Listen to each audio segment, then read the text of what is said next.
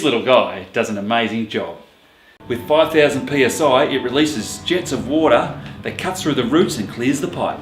So let's send him down. We can't film him while he's actually doing the job. The high pressure jet will damage the camera, but we'll go down in a sec to see how he's getting on.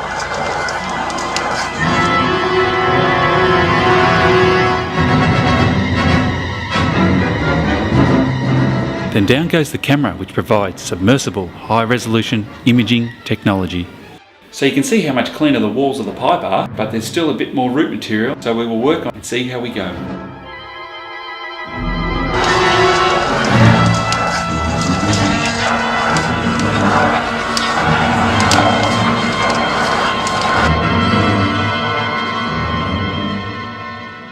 That's better, but there is still a little more to cut out.